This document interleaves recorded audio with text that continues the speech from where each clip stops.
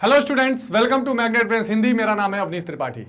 तो कक्षा 12 भूगोल का जो इंपॉर्टेंट चैप्टर हम देख रहे हैं परिवहन एवं संचार यानी ट्रांसपोर्ट एंड कम्युनिकेशन, उसका एक इंपॉर्टेंट टॉपिक हम करने वाले हैं तेल एवं गैस पाइपलाइन। अब देखिए, ये भी अपने आप में एक बहुत ही बेहतरीन, डायनामिक और नया उभरता हुआ सेक्टर है जो परिवहन का एक हिस्सा है। इससे पहले कि हम टॉपिक स्टार्ट करें स्टूडेंट्स, ये जानना जरूरी है कि मैग्नेट ब्रेन्स प्लेटफॉर्म एक ऐसा प्लेटफॉर्म है जहां पर आप घर बैठे कक्षा 6 से 12 तक की सारी पढ़ाई निःशुल्क कर सकते हैं। यानी किसी भी स्टेट बोर्ड से आप पढ़ रहे हो या सीबीएसई बोर्ड की पढ़ाई कर रहे हो, आप बिना कोई पेड सब्सक्रिप्शन लिए घर बैठे इत्मीनान से कक्षा 6 से 12 तक की सारी पढ़ाई हिंदी माध्यम में मैग्नेट ब्रेन्स हिंदी पर कर सकते हैं। तो इसी इंफॉर्मेशन के साथ स्टार्ट करते हैं आज का इंपॉर्टेंट टॉपिक, वो है तेल और गैस पाइपलाइन। अब देखिए, जब हमने परिवहन का इंट्रोडक्शन शुरू किया था तो मैंने आपको बताया था कि परिवहन में वस्तुओं का और कह सकते हैं कि लोगों का, दोनों का परिवहन किया जाता है, दोनों को परिवहित किया जाता है, दोनों का स्थानांतरण किया जाता है। तो लोगों के परिवहन के लिए तो हमने देखा थल परिवहन है, जल परिवहन है, सारी वायु परिवहन भी हम देख रहे हैं, सारी चीजें देख रहे हैं। लेकिन वस्तुओं के परिवहन में एक और महत्वपूर्ण चीज आता है, तेल और गैस पाइपलाइन। ये ऐसा परिवहन का माध्यम बन चुका है जो केवल वस्तुओं के लिए, गुड्स के लिए है। खास करके पूरी दुनिया में जो ऑयल और गैस का ट्रांसपोर्टेशन है, और अब तो खास कुछ तरह के तरल पदार्थ भी इसके द्वारा भेजे जा रहे हैं, उस दृष्टिकोण से ये बहुत ही इंपॉर्टेंट फैक्टर बना हुआ है तेल और गैस पाइपलाइन। अब देखिए, दुनिया भर के बहुत सारे ऐसे इंपॉर्टेंट जिसको कह सकते हैं कि देश हैं, बहुत सारे ऐसे इंपॉर्टेंट दुनिया भर में प्रदेश हैं जो खनिज निकाल के, जो तेलों को निकाल के, जो गैसों को निकाल के उसको परिवहित करते हैं या एक जगह से दूसरी जगह स्थानांतरण करते हैं। और ये पूरा आर्थिक क्रिया एक महत्वपूर्ण आर्थिक क्रिया बन चुका है। जिस प्रकार मोटर, रेल, जल, जहाज और हवाई जहाज से तरल, ठोस और शुष्क माल का परिवहन होता है, उसी प्रकार तरल गैसीय पदार्थों का परिवहन पाइपलाइन द्वारा किया जाता है। अब देखिए, गैस को बाकी किसी अन्य माध्यम से ट्रांसपोर्टेशन करना एक तो महंगा भी पड़ेगा, दूसरा खतरा भी होता है, क्योंकि गैस और ऑयल ऐसी चीजें हैं जो कभी भी ये इन्फ्लामेबल होती हैं, कुछ इसमें दुर्घटनाएं घट सकती हैं। कई बार आपने देखा होगा कि तेल का जब ट्रांसपोर्टेशन समुद्र के रास्ते किया जाता है तो ऑयल स्पिल हो जाता है, समुद्र में जहाज पलटती है, पूरे समुद्र में खराब हो जाता है जल, और वहां पे मरीन इकोसिस्टम को, यानी कि जलीय जो पूरा आपका तंत्र है वो पूरा प्रभावित होता है। तो इस कारण इसको और तेज और आसान बनाने के लिए पाइपलाइन का विकास धीरे धीरे किया जा रहा है। अब पाइपलाइन के माध्यम से ठोस पदार्थों को कर्दम या कीचड़ के समान पतला करके तरल रूप में परिवर्तित करके परिवहन किया जाने लगा है। मतलब जो सॉलिड के भी तरीके के खनिज हैं उसको पिघला के तरल करके और गैस के माध्यम से उनको खनिजों को भी अब क्या कर रहे हैं, हम ट्रांसपोर्टेशन कर दे रहे हैं। पाइपलाइनों का अधिकतर प्रयोग कच्चे तेल यानी कि जिसको हम क्रूड ऑयल कहते हैं, पेट्रोलियम उत्पाद और गैसीय पदार्थों के परिवहन के लिए किया जाता है ना। तो आप कह सकते हैं कि जो कच्चा माल है, पेट्रोलियम है, और जो गैस प्रोडक्ट्स हैं, इनका हम क्या करते हैं, एक तरह से इनको हम ट्रांसपोर्ट करने के लिए इन चीजों का इस्तेमाल करते हैं। ठीक है, तो इसका हमेशा आप ध्यान रखेंगे, पाइपलाइन के दृष्टिकोण से बहुत महत्वपूर्ण है। अब प्रमुख पाइपलाइनें कुछ देख लेते हैं, भारत की विशेष करके जो बड़ा महत्वपूर्ण है इस पूरे परिवहन वाले में। जो तेल और गैस पाइपलाइन है, इसमें ये दो चार चीजें जरूरी है कि भारत के दृष्टिकोण से आप कुछ पाइपलाइनों को जान लें और कुछ महत्वपूर्ण पाइपलाइनों को जान लें। इस बात का हमेशा ध्यान रखेंगे कि पाइपलाइन एक परिवहन की अच्छी व्यवस्था बन चुकी है तेल, गैस और कुछ तरल खनिजों को एक जगह से दूसरी जगह भेजने के लिए। हालांकि अब इसका इस्तेमाल थोड़ा दूध के भी लिए किया जा रहा है, पानी भेजने के लिए भी किया जा रहा है। आप देखिए कि एक एक घरों के अंदर भी आप देखेंगे कि पाइप की सहायता से गैस कनेक्शन से या गैस जो है अवेलेबिलिटी कराई जा रही है। अगर आप बड़े बड़े कॉलोनियों में आपने देखा होगा, कई जगह पर ऐसा होगा कि आपके घर के पास छोटे छोटे पीले रंग के गैस के पाइप आ गए हैं।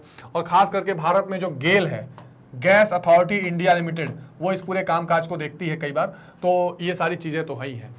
खनिज तेल, पेट्रोलियम उत्पाद और गैस आदि के परिवहन के लिए भारत में कुछ मुख्य पाइपलाइनें हैं, जैसे हजीरा गुजरात से होते हुए विजयपुर जगदीशपुर गैस पाइपलाइन। ठीक, तो यह गैस पाइपलाइन पश्चिमी तट हजीरा जो गुजरात में है, विजयपुर मध्य प्रदेश से होते हुए जगदीशपुर उत्तर प्रदेश जो लखनऊ के आसपास है, ये 1758 किलोमीटर लंबी है। इसके माध्यम से गैस पहुंचाई जाती है। तो एक ये भारत की बहुत इंपॉर्टेंट गैस पाइपलाइन है, इसको आप ध्यान रखेंगे, हजीरा, विजयपुर और जगदीशपुर।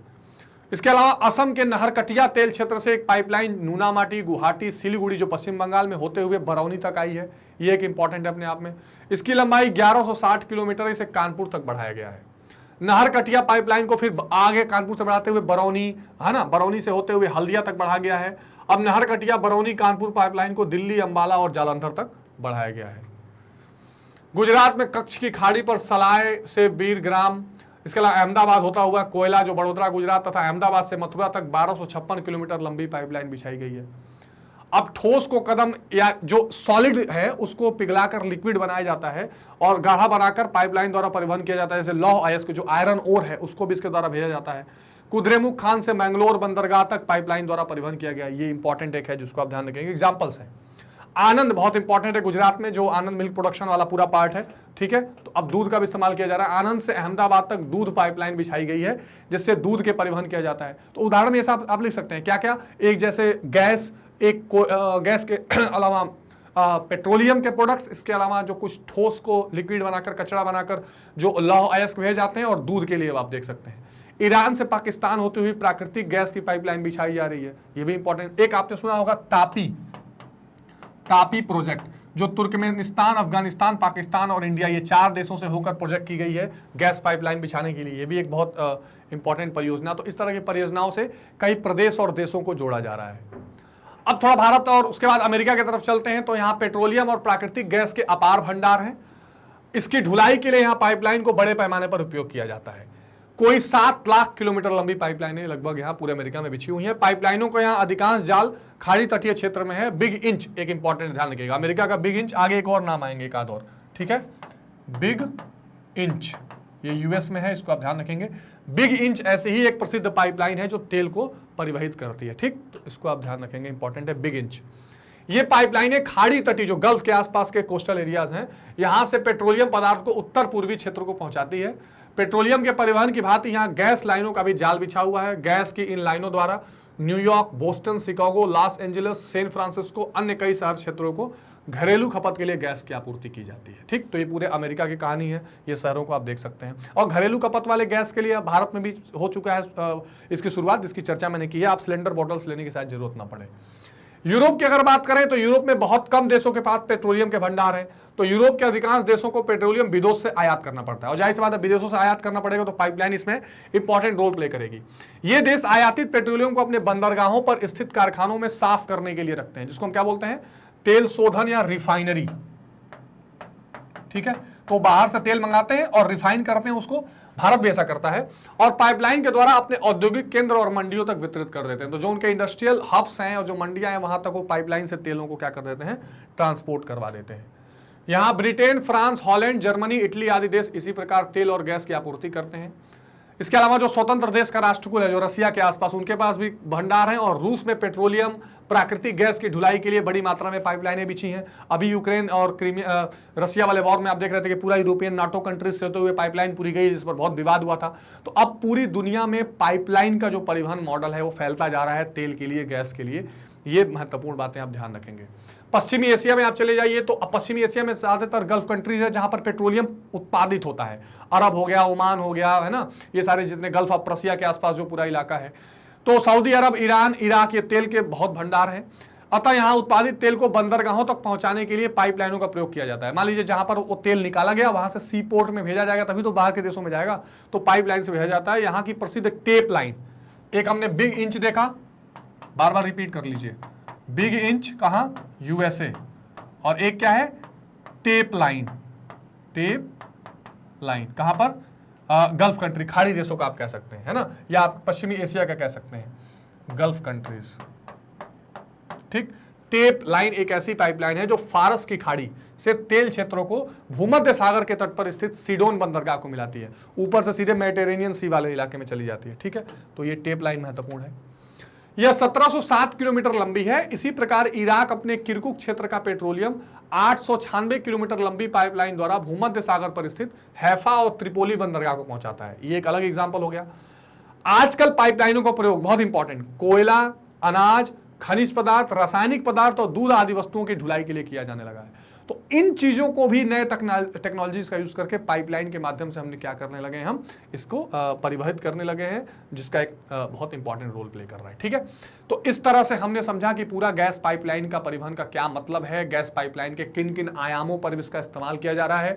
परिवहन के एक साधन के रूप में इसका हम इस्तेमाल करते हैं, अंडरग्राउंड पाइपलाइनें बिछाकर। हम लैंड लॉक कंट्रीज और जरूरत पड़ने पर समुद्र के रास्ते भी पाइपलाइन निकालकर तेल, अनाज, कोयला खनिज जैसे, दूध, पानी, गैस जैसे चीजों को हम एक जगह से दूसरे जगह, एक देश से दूसरे देश, एक महाद्वीप से दूसरे महाद्वीप तक पहुंचाते हैं, जो सस्ता भी है, सेफ भी है। ठीक है स्टूडेंट्स, ये गैस पाइपलाइन से संबंधित परिवहन की जानकारी आपको देनी थी।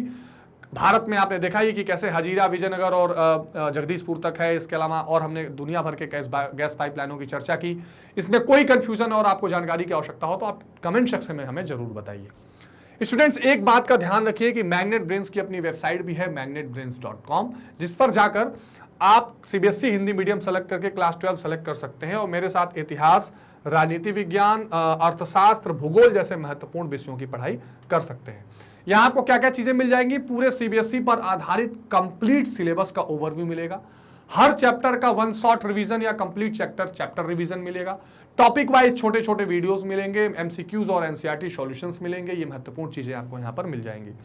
ठीक, बस आपको क्या करना है, ज्यादा से ज्यादा इसको लाइक और सब्सक्राइब करना है, क्योंकि आपको ये सारी चीजें निःशुल्क मिल रही है बिना किसी पेड सब्सक्रिप्शन के। ठीक है, तो मन लगा के पढ़ाई करते रहिए, चीजों को क्लियर करते रहिए। कोई समस्या हो तो कमेंट सेक्शन में जरूर बताइए। मिलते हैं अगले वीडियो में, तब तक अपना बहुत ध्यान रखिए। Take care, bye bye.